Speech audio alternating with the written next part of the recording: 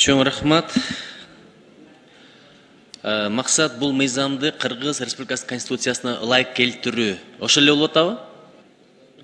Ооба. Шайкеш келтирүү маселеси туурабы?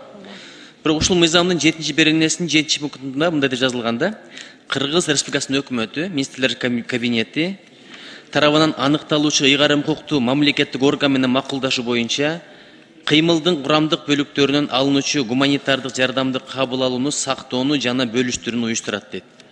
Ошол өкмөт тарабынан аныкталуучу ыйгарым укуктуу структура кайсыл структура? 7-берене 7-пункт. Ал Министерство труда. Эмгек жана социалдык өнүктүрүү министрлиги, түшүндүм. Эми караңыз, канча жардам келип атат? Маалымат бар сиздерде, канча жардам келди? Мисалы, 1 жылдын ичинде гуманитардык линия боюнча канча гуманитардык жардам келди? Нуржигит Кадырбекович, ал маалымат Эмгек министрлигинде болушу мүмкүн, Юстиция министрлигинде мындай маалымат жок. Эми мен ушундайга чакырганда бардыгын толук чакырсаңыздар, анткени бул өтө маанилүү маселе. Эмнеге мен муну берип атам? Бул суроону. Байкасаңыздар, гуманитардык жардам келиптир, бирок сатылып алыптыр базарларда деген сөздөр көп чыгат, туурабы? Ошол эле ковид учурунда, бир балекет кырсык болгон учурларда жардам келет, сатылып атыптыр, адамдар өөндөп жеп атыптыр деген маселе чыгат. Ошону бир контролдой турган механизм, структура барбы? Бул гуманитардык жардам боюнча жобо бар, өкмөттүн токтому менен бекитилген.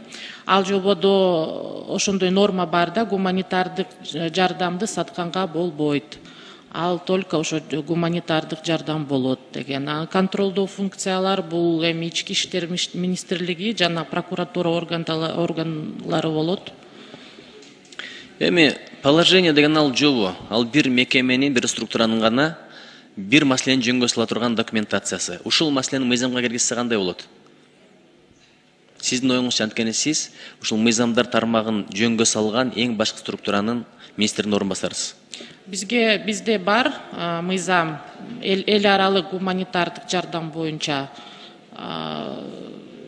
Ошол жакты карап көрсөк болот. Карап көрбөй эле бул механизм так дана көрсөтүлбөсө, ал жободо жазып кое берет, бирок сатып атканы да чын, уурдалып аткандыгы да чын. Эми бул өнөкөт, бул оору биздин коомдо бар нерсе.